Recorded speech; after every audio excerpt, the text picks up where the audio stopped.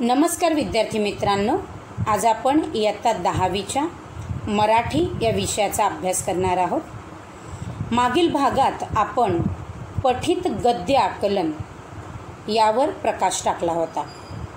पठित गद्य आकलनाच्या माध्यमातून तुमच्या मराठीच्या पाठ्यपुस्तकामध्ये तुम्हाला असलेले पाठ, या पाठांमधीलच एक छोटासा उतारा, अर्थातच एक छोटासा पॅसेज तिथे तुम्हाला दिला गेला होता।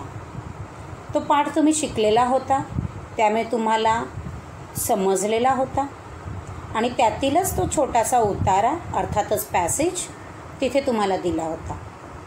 तो पॅसेज शांतपणे वाचून त्यावर तुम्हाला आम्ही बहुपर्यायी प्रश्न तिथे विचारले होते। ते प्रश्न साधारणतः योग्य पर्याय निवडून रिकाम्या जागा भरा अशा स्वरूपाचा प्रश्न होता। तसंच अचूक उत्तराची निवड करा असाही प्रश्न होता।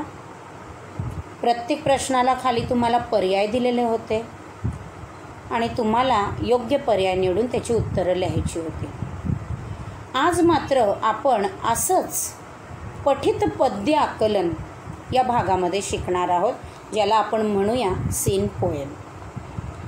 ज्याप्रमाणे बघा, पठित गद्य आकलनात तुमच्या पाठ्यपुस्तकामधीलच पाठ जे तुम्ही अभ्यासलेले आहेत त्यातीलच एक छोटासा उतारा, त्यातीलच एक छोटासा पॅसेज तुम्हाला दिला गेला होता, तसंच पठित पद्य आकलनामध्ये देखील तुमच्या पाठ्यपुस्तकामधील तुम्ही अभ्यासलेल्या कविता तिथे तुम्हाला दिल्या जातील आणि त्यावर तुम्हाला बहुपर्यायी प्रश्न विचारले जातील।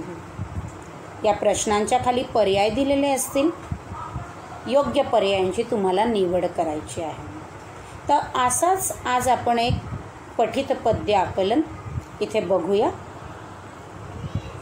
मुळात पठित पद्य आकलन हा जो प्रश्न आहे, ह्या प्रश्नाचा हेड क्वेश्चन कसा असेल आधी तो वाचूया। खालील पठित पद्य आकलन वाचून त्यावर विचारलेल्या प्रश्नांची उत्तरे लिहा। खालील पठित पद्य आकलन वाचून त्यावर विचारलेल्या प्रश्नांची उत्तरे लिहा। आता तुमच्या पाठ्यपुस्तकामधीलच एक कविता मी इथे घेते पठित पद्य आकलनासाठी। त्या कवितेचं मी वाचन करणार आहे, तुम्ही नीट ऐकायचं आहे। ती कविता तुम्ही अभ्यासलेले आहात, त्यामुळे त्याचा अर्थ तुम्हाला माहीत आहे आणि त्यानंतर त्यावर विचारलेल्या प्रश्नांची उत्तरे ही कशी लिहायची हे मी उत्तरासहित तुम्हाला सांगणार आहे। त्याचबरोबर स्वाध्यायासाठी मी तुम्हाला तुमच्याच पाठ्यपुस्तकातील तुम्ही शिकलेली, तुम्ही अभ्यासलेली एक कविता देणार आहे, त्याची उत्तरं तुम्ही स्वतः लिहायची आहे आणि शाळा सुरू झाल्यावर मात्र ती आम्हाला आणून द्यायची आहे। तर आता मी एक इथे कविता वाचते, ती बघूया।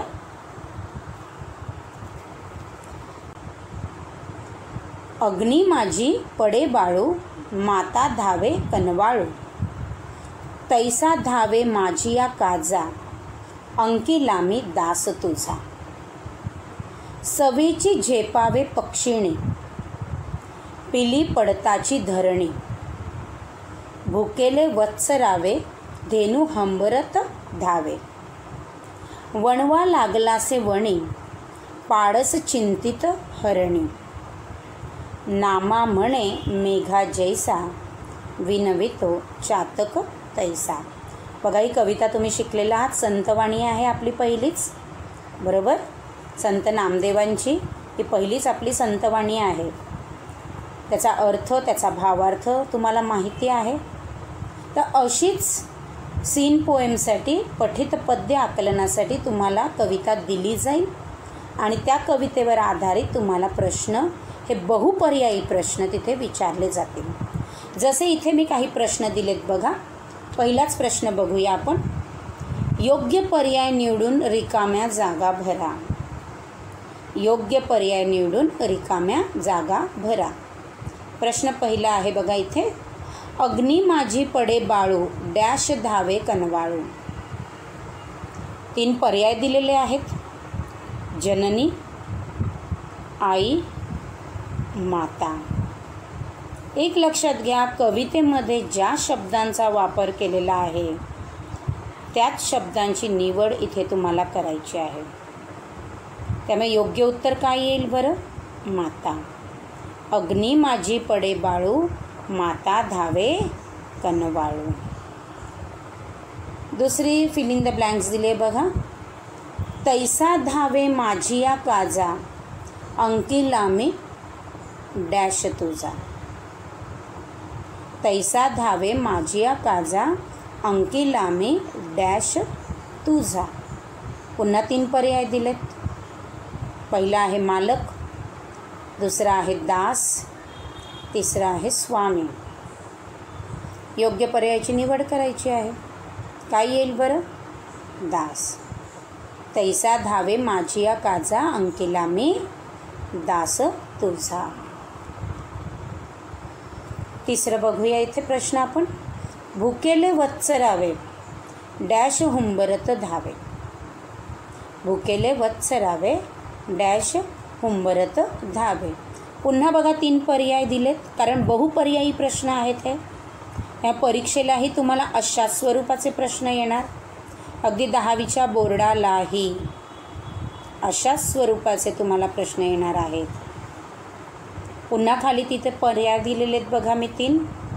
एक आहे धेनू, दुसरा आहे गाय, तिसरा आहे गवा. कवितेनुसार योग्य उत्तर काय आहे? धेनू. भुकेले वत्सरावे, धेनू हुंबरत धावे. त्याचबरोबर दुसरा प्रश्नाचा प्रकार बघूया आपण. अचूक पर्याय निवडून उत्तरे लिहा. कोणतेही 2. आता परीक्षेला तुम्हाला कोणतेही 2 असे विचारले जातील, पण सध्या स्वाध्यायासाठी तुम्ही, सरावासाठी तुम्ही सगळ्या प्रश्नांची उत्तरं लिहायला काही हरकत नाही, बरोबर. परीक्षेला मात्र तुम्हाला 2 लिहायचे आहेत. जसं इथे मी पहिला प्रश्न दिला आहे बघा. विठ्ठलाचे दास कोण आहेत? विठ्ठलाचे दास कोण आहेत? 3 पर्याय दिलेत. पहिला आहे संत एकनाथ, दुसरा पर्याय आहे संत नामदेव, तिसरा पर्याय आहे संत तुकाराम. योग्य उत्तराची निवड करा. कविता नीट वाचा, समजून घ्या. कवितेतच उत्तर आहे. उत्तर काय येईल? संत नामदेव. दुसरा प्रश्न बघूया. पाडसासाठी कोण चिंतित आहे? पाडसासाठी कोण चिंतित आहे? पुन्हा 3 पर्याय आहेत. 1 हरिणी, 2 वाघीण, 3 लांडोर. योग्य उत्तर काय आहे? हरिणी. योग्य उत्तराची निवड करायची. तिसरा प्रश्न बघूया. चातक पक्षी कोणाची विणवणी करतो? चातक पक्षी कोणाची विणवणी करतो? पर्याय बघूया. पावसाची, दुसरा पर्याय वाऱ्याची, तिसरा पर्याय मेघांची. कवितेचं वाचन करा, योग्य उत्तराची निवड करा. योग्य उत्तर काय येईल? मेघांची. तर अशा स्वरूपाचे हे बहुपर्यायी प्रश्न तुम्हाला 10वीच्या बोर्डाच्या परीक्षेला सीन पोएम अर्थातच पठित पद्य आकलनासाठी 5 मार्काला येणार आहेत. आता स्वाध्यायासाठी मी तुम्हाला तुमच्याच पाठ्यपुस्तकामधील तुम्ही अभ्यासलेली कविता मी देते. स्वाध्याय लिहून घ्या.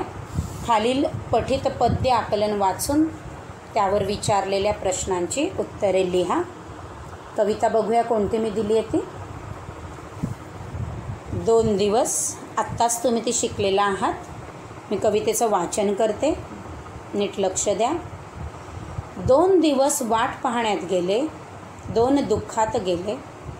हिशोब करतो आहे किती राहिलेत डोईवर उन्हाळे. शेकडो वेळा चंद्र आला, तारे फुलले, रात्र धुंद झाली. भाकरीचा चंद्र शोधण्यातच जिंदगी बर्बाद झाली. हे हात माझे सर्वस्व, दारिद्र्याकडे गहाणच राहिले.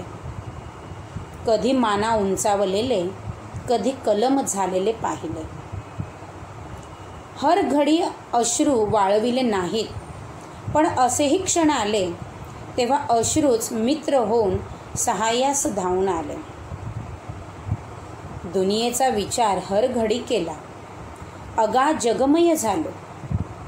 दुःख पेलावे कसे, पुन्हा जगावे कसे, याच शाळेत शिकलो. झोत भट्टीत शेकावे पोलाद, तसे आयुष्य छान शेकले. 2 दिवस वाट पाहण्यात गेले, 2 दुःखात गेले. बघा, पाठ्यपुस्तकामधीलच ही तुम्ही अभ्यासलेली कविता आहे. ही मी तुम्हाला पठित पद्य आकलनासाठी दिलेली आहे. त्यावर आता कशा पद्धतीचे प्रश्न येऊ शकतात ते मी इथे तुम्हाला पुढे देते. त्या प्रश्नांची उत्तरं तुम्ही स्वतः लिहायची आहेत आणि शाळा सुरू झाल्यावर मात्र आम्हाला आणून द्यायची आहेत. प्रश्न पहिला, योग्य पर्याय निवडून रिकाम्या जागा भरा. झोत भट्टीत शेकावे डॅश, तसे आयुष्य छान शेकले. बहुपर्यायी प्रश्न आहे. पर्याय दिलेले आहे बघा. 1 लोखंड, 2 पोलाद, 3 चांदी. योग्य उत्तराची निवड करायची. दुसरा आहे बघा. डॅश करतो आहे किती राहिले तर डोईवर उन्हाळे. पुन्हा पर्याय आहे. गणित, जमा, हिशोब. योग्य उत्तराची निवड करा. तिसरी रिकामी जागा बघा. डॅश विचार हरघडी केला, अगा जगमय झालो. पुन्हा पर्याय दिलेत. जीवनाचा, दुनियेचा, भाकरीचा. योग्य उत्तराची निवड इथे करायची. दुसरा प्रश्न बघूया. अचूक पर्याय निवडून उत्तरे लिहा. कोणतेही 2. तिन्ही प्रश्नांची उत्तरं लिहा, तेवढाच सराव होईल तुमचा. पहिला प्रश्न दिलाय बघा. सहाय्यास धावून येणारे कवीचे मित्र कोण? सहाय्यास धावून येणारे कवीचे मित्र कोण?